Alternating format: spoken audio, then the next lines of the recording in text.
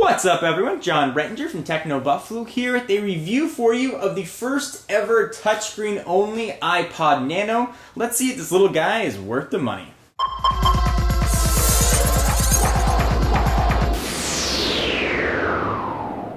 So if you want to pick up an iPod Nano of your own, it's going to cost you $149 for 8 gigs or $179 for 16. So first, being an iPod, let's talk about the audio playback. It's typical Apple and typical iPod quality. Comes through very strong with various headphones. I didn't have any crackling, strong bass. Everything sounds very good. So if you're worried about how music is going to sound on this little guy, don't worry, it's going to sound quite good. So let's talk about the main attraction or detraction here, and that is the screen and the operating system. It is a 1.54-inch TFT display with a resolution of 240 by 240, and it looks very similar to iOS, although interestingly enough, it is actually not an iOS device. There's no app store here, and it's based on a different source code. But it looks very similar and acts very similar. So your home screen is a row of 2x2, or columns of 2x2, 4 total icons, with pages. You can go ahead and scroll through and I'll show you what your icons are here. You have playlists now playing, artists, radio, Genius mixes, podcasts, settings, photos, songs, albums, composers, genres, fitness, it's your Nike stuff and the pedometer, and a clock. And the operating system works much like the Apple operating systems that you're used to. If you want to move icons around, you go ahead and hold them. They do a little jiggly dance, and you can go ahead and move them anywhere you like. You can use this button on the top here to go ahead and stop them from dancing and set them where you are. And also you've got actual physical volume up and down buttons, which is quite nice. So how does navigation work with an only touchscreen and there not being a real home button? Well, this is actually kind of interesting. The home button is actually the screen itself. If you hold down on the screen, it goes ahead and takes you back home. A little bit weird and definitely strange to get used to. This does have multi-touch. Really the only place you can see it is in the screen rotation. You go ahead and rotate this any way you want. Much like previous generation iPod Nanos, you can sync your photos to it, although the only way that you can really use multi-touch again is to rotate them. There is no pinch to zoom here. Things work very oddly in the music department, and let me go ahead and show you what I mean. So if you want to go ahead and view artists, for example, you get your full artist lists, and on this 1.54-inch screen, you have to keep scrolling down. You can do the same scroll on the left side and get to the letter, find what you want, and go ahead and pick it. So you go to list and Jake, for example, and it looks very much like it does on an iPhone or an iPod Touch. Hit the home button, or try and hit the home button, and it goes back. Playlist is very similar. You have the ability to add and create your own playlist on the fly, which is quite nice. I'll show you what it looks like when you're playing music, because that's a little bit different as well. So now playing, there's some Good to Be Me. There's no album art here, but you can go ahead and scroll through, and you can see if there was album art, it would just show up there.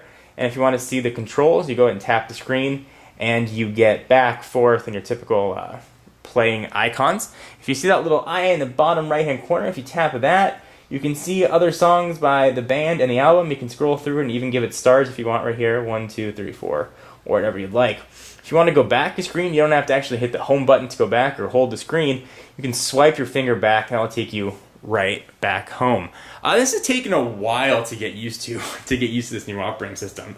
And overall, while it is functional, I am not a fan of navigating on such a small screen. And if you don't touch it for a while, it's going to take you right back unless you pause it. Overall, it's working like I mentioned, it's functional, but it's very difficult to go ahead and scroll through. I do miss being able to take the scroll wheel and just keep going down, bound down, and spinning until I get to what I want, as opposed to now having to flick to where I want to go. Some nice features and some additions are the physical volume buttons. I don't have to use the scroll wheel now and unlock the device to control the volume. I do like the addition of a clip on the back, which makes this sort of a nice eye watch if you want to put it in a little watch adapter while you're at the gym, or clipping it to your shirt. So that is definitely a bit of a positive. But there are a lot of glaring negatives. There are actually a lot of features that are missing from this generation iPod Nano over even just the previous generation that came right before it. Primarily, we're missing the camera on the back. It wasn't the best camera in the world, but it was nice to sort of have that option. If you guys remember, the iPod Nano was going to be the device that was going to kill sort of the Flip Minnow series of devices. Well, Apple evidently really retracted on that battlefront and taken out the camera completely on the iPod Nano, although I suspect it's something that we'll see on next generations. One of the other nice things about this iPod Nano, this previous generation, is that it had a speaker built in. You can listen to the music right from your iPod. You can no longer do that on the new Nano. There isn't any sort of built-in speaker, which is a little bit on the annoying side. So you go to Now Playing, hit play, push the volume all the way up. There is no music coming out, unfortunately. So if you relied on a speaker, or you like to sort of have that option, not going to work for you. Of course, this generation iPod Nano is fully compatible with all the accessories and chargers and such. It uses the same 30-pin connector.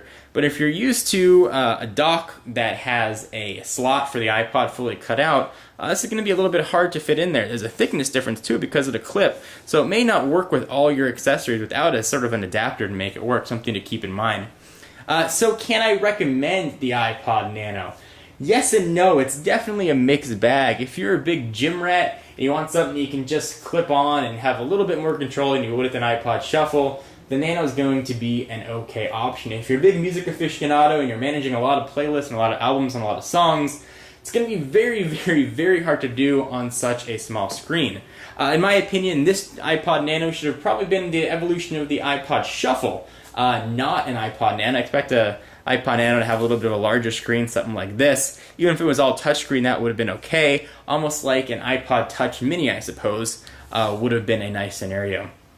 So while it is very kind of cool and you get a lot of nice looks while you're out, it's not going to be that functional for you. So I cannot recommend this generation iPod Nano. In fact, it's a great time to go ahead and pick up a previous generation iPod Nano, which does pretty much everything minus the touchscreen that the new one does, for what's going to be a lower price now, and you get a camera and a speaker. It's very interesting to see the evolution of this iPod Nano line from what began as the iPod Mini, which actually I have right here, the first generation iPod Mini. I was cleaning out my wife's stuff and I happened to find it. You can really see how things have changed. We've gone from this large, thick, spinning hard drive design to a much thinner flash design, and now to a completely touch-only design.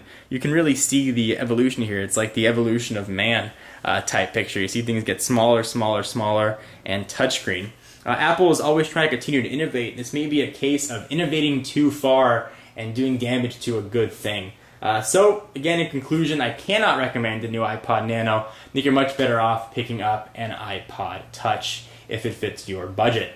Anyway, guys, I'm John Rettinger from Techno Buffalo. I'd like to know what you think. Leave your comments down below. For exclusive content, check me out at Twitter, twitter.com/John4Lakers. And for all your tech content, be sure to check out the website, technobuffalo.com. I'll see you in the next video. Bye-bye.